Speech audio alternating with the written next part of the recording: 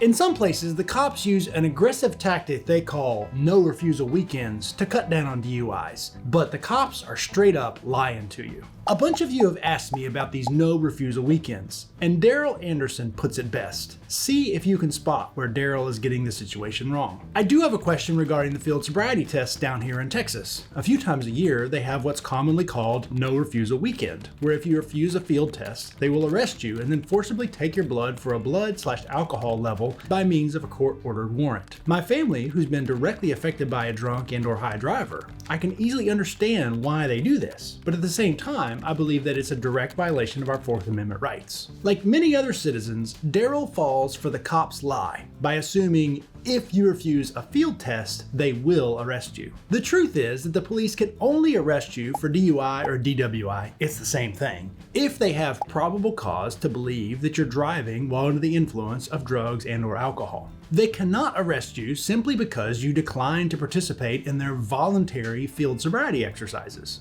But by calling it a no refusal weekend, the cops are trying to scare you into compliance. They want you to believe that if you don't do everything they say, they're going to haul you into the station no matter what. They're trying to trick you into believing that your rights, including your rights under the Constitution of the United States of America, are somehow magically suspended on these mythical weekends that they've made up. But boy howdy do the police sell it the best they can. Check out this PSA from a sheriff down in Texas. The Sheriff's Office, along with all law enforcement agencies in Hidalgo County, will be also participating in the No Refusal Weekend.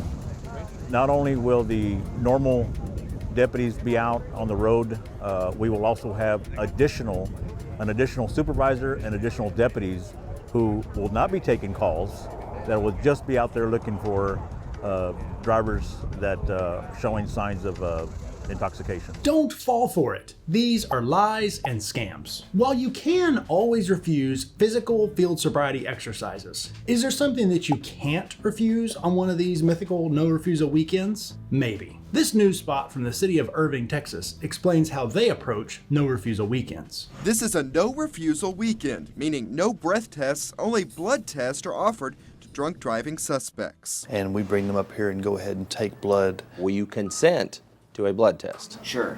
Okay. If he had refused, a judge is on site to immediately issue a warrant to get the sample. A nurse then draws the blood. We do ours differently than any other police agency around here.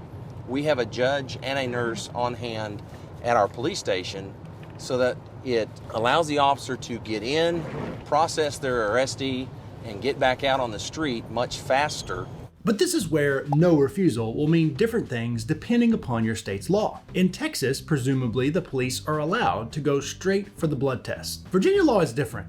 Our law says that you shall submit to a breath test as the preferred test for a DUI. So if an officer in Virginia completely skips over the breath test and goes straight for asking you about a blood test, in Virginia, the Commonwealth might have a problem at trial for that DUI. And I'm also a little perplexed why Texas needs these special weekends. In Virginia, I routinely have clients who decline to take the breath test at the police station, which is against the law in Virginia, but then the police routinely take them to the magistrate, get a search warrant for their blood, and we don't have any special weekend required. We have magistrates on call 24/7 through video conferencing for the police to quickly and easily obtain search warrants whenever they want. But is it possible to refuse the blood search warrant too? It depends. If you refuse a blood search warrant in Virginia, you will likely be charged with an offense called obstruction of justice. The police really don't like it when someone interferes with their magical paper that says they can do whatever they want. But will the obstruction charge stick?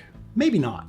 I've successfully defended obstruction charges in precisely these situations. Every case is different, so keep that in mind. The law is very technical about how the police have to obtain, execute, and file a search warrant, and so that can give rise to possible defenses against the search warrant itself. And then it even gets more complicated when you involve nurses and hospital staff. For example, there's one hospital here in Virginia, Mary Washington Hospital, that will not have their nurses draw blood, even pursuant to a search warrant, unless the suspect actually signs a consent form saying, "I'll agree to allow you to take my blood." The hospital is concerned about their own liability. Because of that policy, some judges will not convict the defendant of obstruction of justice because it was really the nurse who stood in the way of the search warrant being executed. But keep in mind, every case is different, and that's not a guaranteed outcome. So why do the police go through all this hassle for a blood test if they already have a breath machine standing by at the police station? Well, the Irving police seem to think that a blood test makes their case stronger. The blood results are tougher to challenge,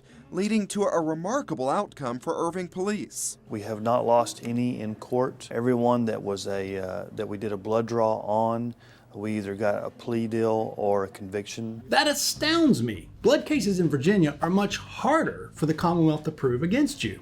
For example, a breath test in Virginia only requires the officer who conducted the breath test to be present in court, and he might not even need to be necessary if the defendant does not object to the certificate coming into evidence. But for a blood test, the Commonwealth would need to produce at a minimum the nurse who drew the blood along with the person at the lab who actually analyzed the blood. And then there are numerous other hands involved in the process from when the blood leaves your vein until it's actually analyzed at the state lab and a certificate is generated. More hands involved in the process means there's more potential for issues and defenses to arise. It makes these cases more challenging than a simple breath test at the police headquarters. So what's the bottom line for a police no refusal weekend? If they ask you to walk on the line, stand on one leg, or say your ABCs, you can always refuse those things. And in all but 8 states, you can always refuse the handheld portable breath test if you're being offered that before you're arrested for a DUI. No refusal weekend is simply a lie, or at best a misnomer. It really just means the police are going to have heightened presence, more officers on the road, and they're going to be more aggressive about arresting you for DUI if you drink and drive. So the best rule of thumb to avoid all these problems is don't drink and drive. Get a designated driver, and you won't ever need any of this advice.